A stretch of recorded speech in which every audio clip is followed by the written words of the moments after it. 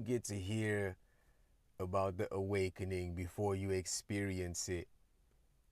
And to those who domesticate the awakening, to those who coin the awakening and add all of these extra attributes to it to market it, to sell it, when you get to buy into what they're selling, right? When you're not fully integrated in your own awakening process, you get to think that the awakening comes with bliss. And not to say that you're not going to have moments of bliss, but the sad truth is, a lot of times, those who are not so much aware of what comes with the awakening get to go through serious episodes. Serious episodes. Today, we're going to be talking about why the awakening sometimes fractures some people, and they don't get to feel liberated. They don't get to feel free as they wished they would. Sometimes they even regret going down that path. Sometimes they ask themselves, why did I open that door? Have you ever found yourself asking yourself, after you got hit, after you started to realize that you are not your fear,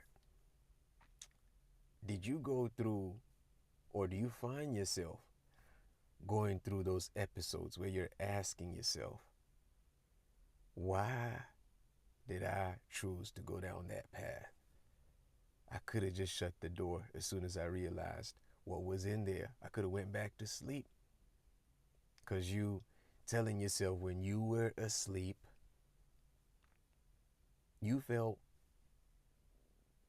like you could get along with those who are also asleep, because a majority of people are asleep. But now that you're awake and you're seeing that part of that awakening requires you to deal with certain harsh realities, and the majority of it is mental, right? Because now you have to declutter. Now you have to face the programming within you. We're talking about years and years of programming. Then you also start to deal with trauma, right? You also have to start to deal with inherited disorders that surface subtly. You start to realize, damn, I wish I didn't have to peel that layer. But you are still grateful. You are still grateful, because it is truly better to know. It is truly better to be in the know, right? Than to not know and be influenced by forces that you feel you have no control over. And it's even worse when that force is resonating from within you through thought format, right? Through some form of psychic vampire that is manifesting through your own thoughts, but you're not aware of it, and you're pointing fingers at everything outside of yourself. But today, we're gonna talk about it. We're gonna talk about how some people get to go through breakdowns due to a nervous system overload. They have not fully integrated their nervous system with what comes from knowing. Knowledge, they say, is power, but knowledge is also frequency, right? Knowledge is energy. And if the nervous system is not prepared, if mentally we are not prepared for what comes with knowing, an overload of knowledge, or what we would call truth, could lead to overwhelm, right? And also the shock that comes with knowing some of the information that hits us. If the nervous system is not ready for some of this information, we could go through mental breakdowns. Have you found yourself breaking down because what you discovered, maybe about yourself, maybe the feeling of feeling lied to by your loved ones, right? By the system, by the government, by your friends, the shock that comes with seeing everybody just go along with the flow and no one questioning, and you are the one that is questioning the storyline, and you're realizing you have to take a few steps back, and nobody's taking the steps back with you. It's just you, right? It could break you down. It could break you down. Can we talk about the collapse of identity, right? You get to realize that the identity that you were anchored in as you were awakening, you're seeing that there is a whole lot that gets attached to the false identity that you carry on with you. And as you are awakening to the reality of the true self, it'll hurt when you realize that you have to let go of the false ego. And we are not saying that the ego isn't necessary. You know that as you are operating in the world, you have to know how to work with your ego. But then you get to see some of the qualities, right? Some of those traits associated with the false identity that you have carried with you, the burdens that come along with it, right? The entanglements that come along with it, the attachments that come along with it. And you have to shed all of that. You're realizing the real work, the real shadow work. Of course, it gets overwhelming. It gets tiring, right? And then you also find it difficult to see the divine in everything, especially if you've had to go through series of disappointments. You've been let down by your loved ones. You've been let down by people that you trusted. Of course, it's going to be difficult for you to see the good in others, but you still have to, and it's hard. That in itself would create that fracture, right? That fragmentation within you. Meanwhile, the whole process of your awakening is to get you to be wholesome within yourself, to be aware of what's happening inside of you. But you're also seeing that it is difficult because now you have to really be honest with yourself. Now you have to really see what is happening inside of you and see how it is reflecting in your environment.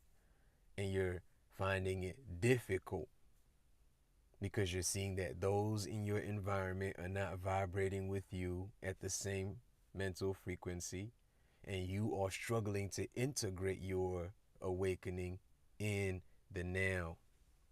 It gets overwhelming, it's true, but that is just in the beginning, right? It is not easy to incorporate and integrate your awakening, the awakening, as you are realizing a whole lot because your awareness is heightening. And a lot of stuff that you would just let slide, a lot of stuff that you would just go along with that was actually hurting you, stuff that was negative, stuff that was toxic, that in the past you would just tolerate and accommodate. You're realizing that you cannot put up with it anymore. And that makes it difficult. But you still must overcome that because you know that it is a phase, it is part of the realization. And we are put on this planet to be able to learn because this field of consciousness gets us to test our own level of awareness. And how do we test it if we don't engage? And how do we know that we are growing if we are not engaging? Right? How do we know we are growing? How do we know that we're becoming better versions of ourselves if we are not stepping out into the world and allowing ourselves to be tested, allowing ourselves to be approached by individuals that we may consider to not be on the same path, right? So we are realizing that there is a whole lot that comes with the awakening. And sometimes we do feel like we would rather just go back to sleep. But now that we are awake, there is no going back to sleep. We must ground ourselves. That's actually the last point that I'm going to make for this video. Despite everything, despite the realizations, right, we must do everything to ground ourselves. And how do we do that? It's not as complicated, right? We must first make sure that we respect the temple that the spirit is in, that the living fire is in. We have to do everything to eat healthy. We must push ourselves to respect the body, right? Drink natural organic juices, drink water. And since the body is also this conduit that hosts frequencies, we must allow ourselves to listen to frequencies that keep the body sharp, that keep the mind sharp. So it is very important that to stay grounded, we feed our mind with healthy frequencies from time to time. Gospel music. You don't have to be a Christian to listen to gospel music. Soothing music, sometimes just instrumentals with no lyrics, right? You have to be able to allow your mind to soak up that which is beneficial to keep it healthy. Even just prayer, projecting positive affirmations and listening to your own thoughts, allowing yourself to listen to your mood, listen to your emotions, and catch those thoughts that get you to just randomly say things that are keeping you aligned with what you are trying to rise above. You must catch yourself and do everything to stop. We're going to get to talk about the middle way, but I don't think that we're going to talk about that on this channel. But we're going to talk about the middle way on the Frequency in Motion channel, which is what the Buddha enforces, right? The Buddha taught us the middle way, and that ties in great with this discussion as well. You should do some research on it. And we also have to make sure that if we are to go on a journey, we don't just jump on the road. We have to make sure that we prepare ourselves for the journey. And the awakening is a journey of a lifetime. So we must do some research. We must ask the right questions. What is the awakening really all about? And I'm not talking about the domesticated version. I'm not talking about the commercialized version of the awakening. I'm talking about that path that Yeshua walked. That path that the Buddha sacrificed his whole family, walked away from all of that to go experience, right? Just so he could attain that mental clarity, that inner alignment. We have to do research on people who have successfully walked the path all the way to the end, because there are people who are still walking and they're not willing to align themselves with the purity aspect of the path, and they allow themselves to project negative frequencies that are not helping them and that are hurting others on the path as well. So you have to look up to the spirit guru version of you, right? Which Yeshua, the Christ, is the higher spiritual guru version of each and every one of us. So as you on the path, it is better to have a spirit guru such as Yeshua than some random person that claims to know the way, and yet you can see the flaws that come with them. And it is not to say that you cannot learn from your neighbors, learn from those who are not perfect, but it is better for us to look up to the perfect example as we are on the path. And in truth, we do find peace by remaining anchored to that which is the essence of peace, the peace that we're looking to attain mentally and live it physically. I don't think that we're gonna go too deep, with this. I did not really intend for this video to get too long, but I'm hoping that as you are going through your ascension process, you're doing everything to cut off the weight, right? Be careful. Don't get caught up in the comparisons.